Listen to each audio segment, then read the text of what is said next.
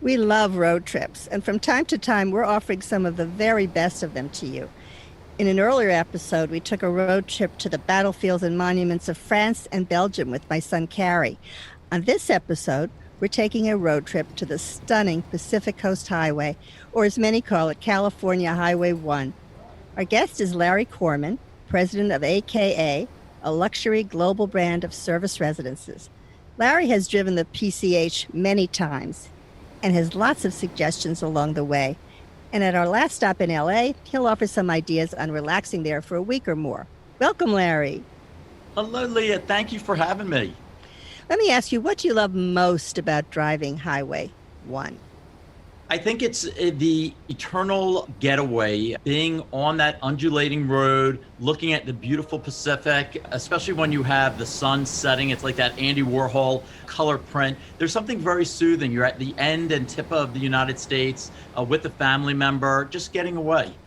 It's beautiful. I think you really experience California character there. There are pioneer outposts, surfing villages, there's this farm fresh local food and local wine. There's a lot of kitsch, Hollywood glitz, there's bohemia. You've got it all. It was built. Literally, you are reminded that this is one state that's going equivalent to Maine down to Florida almost, and the topography is so diverse. So what you're looking at changes along the way. It's like a great book going from one chapter to the next.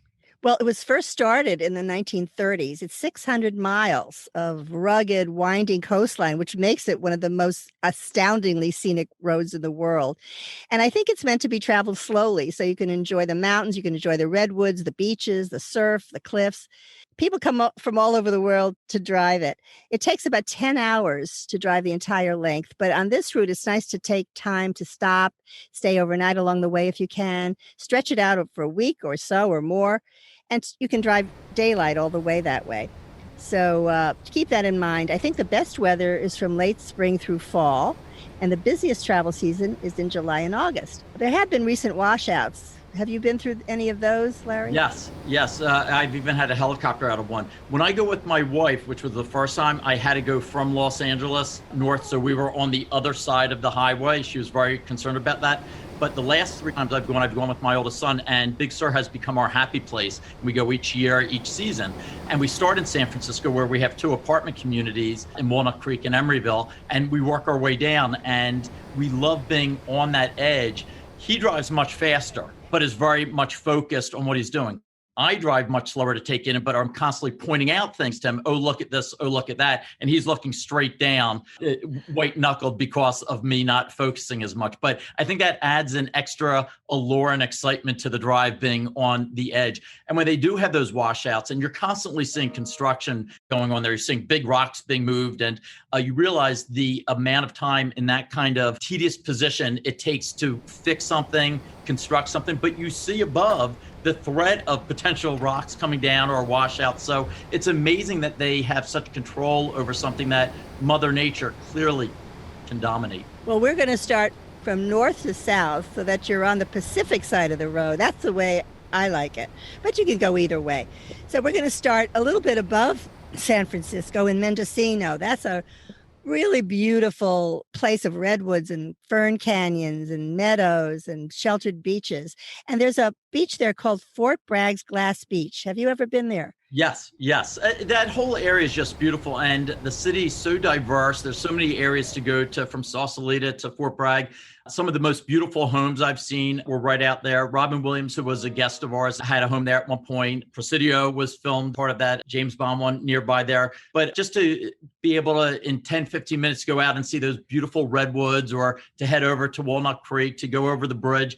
There's so many discovery areas to eat and to see that each time we go, we have no plans. We just sort of let fate drift us one way or the other. It's very interesting. The Glass Beach, I didn't know this. It came from trash. People used to throw trash on the sand, and eventually the glass is washed out to sea and came back, and that's what makes it so beautiful now. So sometimes Mother Nature can take the trash and turn it into treasure. Let's see, Bodega Bay. That's a pretty place where Hitchcock filmed the movie The Birds. Have you been there ever? It's a little town. I haven't been there, but I'm friendly with Tippi Hedren. We are working on a film together. Oh, how is she doing? She's doing great. She has offered up her animal menagerie for somebody who can help us fundraise to the next iteration of Land of the Free. But she's phenomenal, and I want her to sort of take me there one time, but she's not doing as much traveling as she used to. Wow, that would be something. About that place there, it's spectacular. Yeah, to go there with her would be something else. In San Francisco, where we're going to go now, obviously it's a fantastic city, but if you're just going to stop in for a day, let's say you're coming off the road and the main thing is the drive down, but what would you do in San Francisco if you just had a few hours? I love walking, and I realize how out of shape I am when I'm walking San Francisco, because you think, well, it's not that far. I can go to get a pizza or go into Chinatown, and then you just walk up one of those streets and you're huffing and puffing. But I love walking San Francisco. I love discovering restaurants. We'll go into Chinatown with no plans, and just something will resonate and lure us in. Or my son will read about some new up and coming restaurant that's like 20 minutes outside. And we'll Uber down there, but we go with no plans. But I love walking. There's certain cities like London you just love to walk, and San Fran is certainly one of them. Golden Gate State Park is one of the most beautiful places to walk. 1,000 acres of grounds. You've got museums there, a Japanese tea garden. You've got a herd of buffalo. Then there's the North Beach area with the Italian culture and all that kind of thing. So yeah, there's lots to do, even if you just stop over. But you would want to go back, obviously, to San Francisco. Down the way, coming down, have you been to the Devil's Slide? Do you know what that is? Yes, we've been there on our way down towards Two Post Ranch and Big Sur. We'll stop there along the way. And again, it's a walking path. Just to get out and walk, which is important when you're in a tight Uber. Just to pull over and get out. Yeah, it's 1.3 miles of walking path along the ocean. Beautiful sweeping ocean views. So it's a great place to stop. Another place is Felton. There's a Bigfoot Discovery Museum there. It's a tiny little thing. I don't know if you've ever been in there, but the man who started it is from Stanford, and he thought it was very interesting to look into if it's right or if there really is a Bigfoot. So it's a kind of a kitschy thing in a way, but he believes there might be a Bigfoot. What do you think? My wife would absolutely concur with that. She absolutely wanted to do that, but we were late for a meeting, so we missed that one. But I promised her next go around there and Hearst. Well, if you go down a little bit further, you go to a lovely, friendly beach town, Santa Cruz, which has fantastic redwood trees, lots of great surfing, and a wonderful boardwalk. People walk it. I think it was built in 1907, so it has an old roller coaster, and that feeling of the past. Do you like that one? Yeah, it's beautiful. My son especially connected with that, and it was a sense of being back in old time Coney Island or something like that. There was a nice romantic sense to that. So a little bit further down, you have an area that is one of the most beautiful in the country, Carmel and Monterey. Tell us about that area. So we always stop there. I love walking there, going down the undulating hill towards the water area. We stop for different places to eat. There's a great coffee place, ice cream place. But the irony was our best sandwich my son had seen on Google was in a grocery store. And we argued the whole way, we're not coming to Carmel by the same going and eating in a grocery store. And it was one of the best sandwiches I ever had. We sat out, we brought the sandwiches down on the water, and you could see people playing golf all the way to the right and to the left. You saw people at the beach, and you're just sitting there enjoying it, taking it's beautiful. And from people from all over. So it's really nice. Everybody's in a good mood. Right. You've got Pebble Beach there in that area. You've got the Carmel Mission. You've got fairy tale cottages. You've got art galleries. And then there's the Scenic Bluff Path, that 17-mile drive. People all over the world, they try to seek to go to that. It's absolutely beautiful. What about Big Sur? That's your place you go to most. Tell us about it. Big Sur is my happy place. My wife and I discovered it on one of her sister's birthday retreat. We fell in love with it. The idea of being in a cabin at night with a fire and a great meal at Sierra Mar, and then you wake up and you are above the clouds in a white robe, holding a cup of coffee. Life is as good as it gets, and you just feel literally on top of the world. So I have fallen in love with Big Sur. I've fallen in love with Post Ranch Inn, and cannot wait to get back there this October. So you go there every season? You try to go every season, right? We've gone every season. We would have filled in the missing quarter autumn, which is the hardest month to get in there, in October last year, but because of the pandemic. And I think the only other time we did miss it was when El Nino hit. We were going and helicoptering in and out, and we didn't make it that time. We went south to San Diego and Salk Institute, but it is our happy place. Every time you go, you see something different, especially as you go from season to season. The flowers are different. The smells are different. The food at Sierra Mar is different. It's such a beautiful place. Have you walked very often by McWay Falls? Absolutely. We're constantly in motion going to different places. Yeah, it's nice to have a waterfall along the way. You have everything Absolutely. along this route. No wonder everyone loves it. You even have the Henry Miller Memorial Library, and people who know who Henry Miller is, he's a famous writer who was very erotic, and I'm sure it's a very interesting library. I've never been in it. Have you? I have not been to the library, but I know of it. I know the story of it. Yeah. The library is when I'm in Big Sur. I want to be out with Mother Nature. I don't blame you. Coming down a little bit south is a town called Cambria, seaside village, but just before it, there's something called Piedras Blancas, Friends of the Elephant Seal Rookery, where you have 8,000-pound huge elephant seals all over. Just fabulous Instagram pictures there. It's dramatic. We get a sandwich at one of our favorite sandwich places, and that's where we sit and eat on our way down south. It's dramatic. Great photo ops. Have you ever had Olili berry pie? It's a special berry from California. I'm sure you have. I have not, and I'm not. I think the last time I was there, I had a banana cream pie, and I have something for banana cream pie because Wolfgang Puck was making it for his 25th anniversary of doing the Oscars. It's his favorite. So I had it emblazoned in my mind that I was going to have it. So I think my son had that and was certainly not sharing. And I wasn't sharing mine. So next time. You're nearby. You can get it next time. So let's go along to Morro Bay. That's a beautiful area with a lot of herons and monarch butterflies and hummingbirds and otters, sea otters. You can just take so many wonderful pictures if you walk along the trails, and it's a perfect road stop. Well, the next part is very famous. What's funny is people tell you when you do this drive, you should pull over a lot and stop just for health reasons.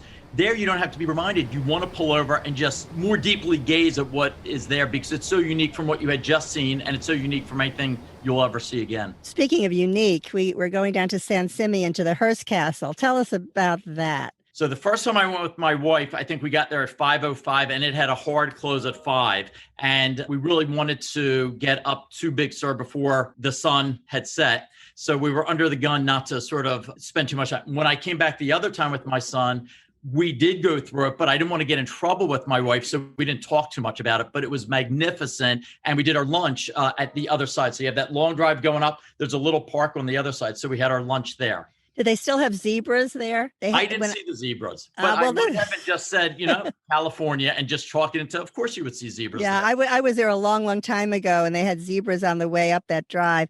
There's 165 rooms in the house. There are 2 massive pools, which are absolutely incredible, both of them.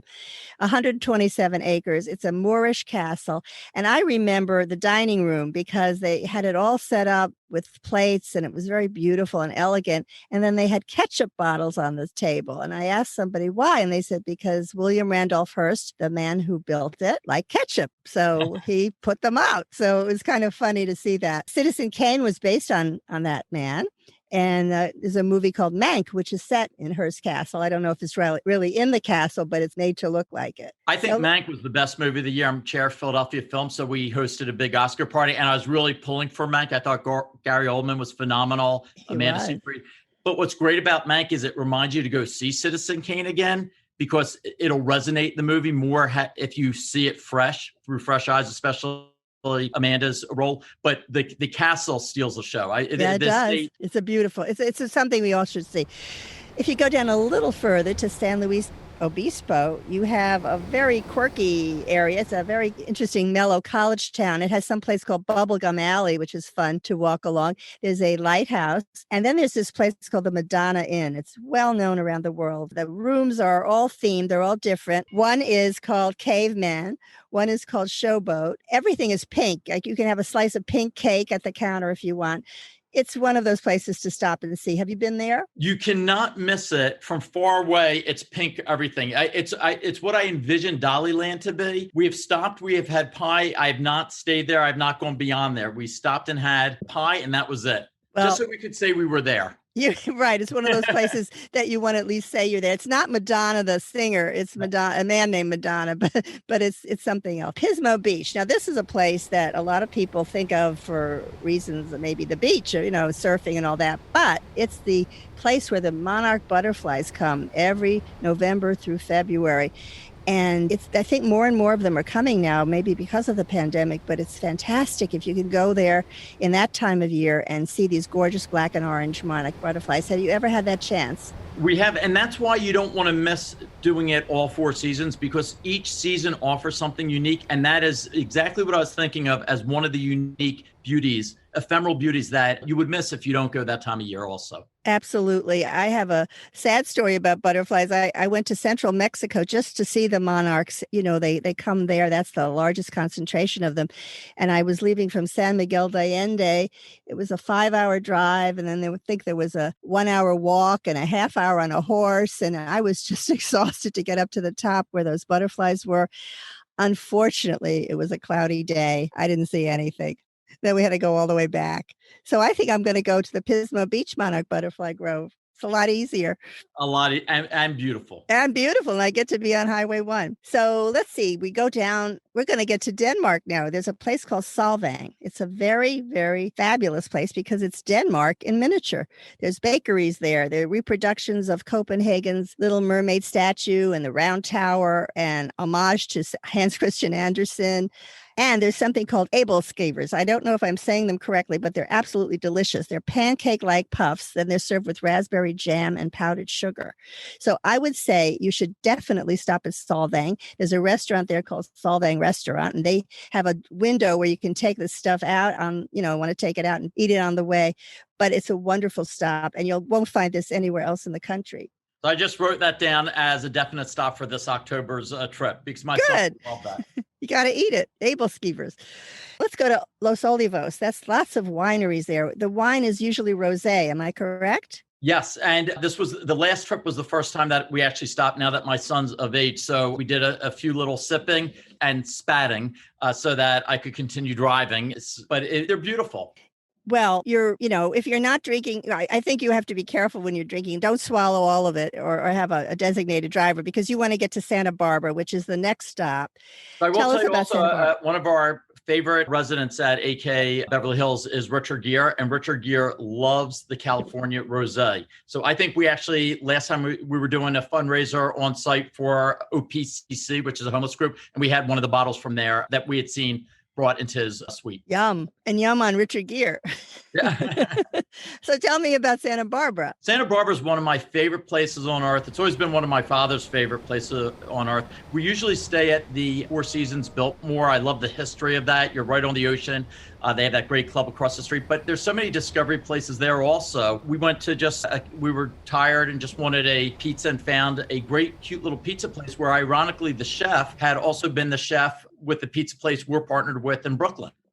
So Wow. It was a small pizza world. Small pizza world. And there was a great homemade ice cream place right next door. So that was a great 1-2 punch that night. Is that McConnell's? Is that the name of it? There's a place called McConnell's that has churros con leche and boysenberry rosé milk jam ice cream. I forget the name. I just remember they were both next to each other. It was heaven on earth in Santa Barbara. Heaven on earth. It's a beautiful Spanish colonial revival architecture place. I mean, you have the most beautiful homes. That's very near where Oprah and Meghan and Harry own estates in Montecito, so you can imagine how beautiful the area is. It's kind of paradisical.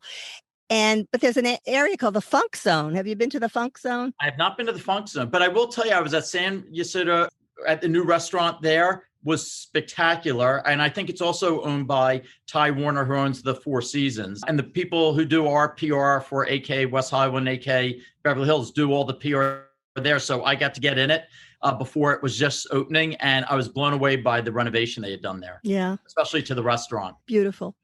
So we're getting to the end of the highway in Los Angeles. First thing you see is Santa Monica, right? That's the last part of the... We actually, in our last trip, decided to go through Malibu, and I didn't realize how big Malibu was. I always just sort of go through from Beverly Hills to Santa Monica, Pacific Palisade, and boom, you're in a little part of Malibu where Nobu and the County Mart is. But we went through Malibu and saw some terrific architecture and I was shocked how big it was. But our home stretch when we do our aha moment is when we land at Nobu in Malibu, right on the water. The last trip I'd done all the driving, so I could not, and I don't really eat sushi. I really do the Malibu Nobu for my kids and my wife and the views and the sunsets. But we pulled in right as the sun was setting. We sat down and it was just a great feeling. I think if you ended there, or even at the Santa Monica Pier, which opened in 1909, so it's really another one of these older places with a Ferris wheel and arcade and all that. It's a beautiful place to see a sunset and end your gorgeous drive from north to south. So you're now in Los Angeles. You might want to stay a while. So tell us, what's the appeal of LA just generally? We're going to not go into it in detail, but what do you love most? I think the difference between LA and, let's say, Miami, there's a vibrancy to both cities and certainly beautiful weather.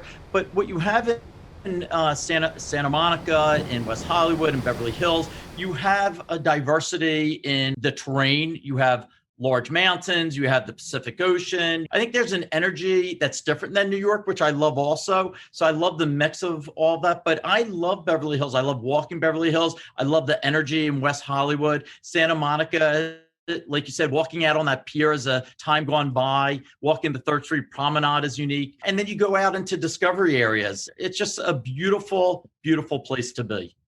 So you want to stay a little bit, maybe a week or a month, and AKA has locations there, so you can do so. And it would make a perfect ending to this drive to take a relaxing week in LA and, a perfect drive.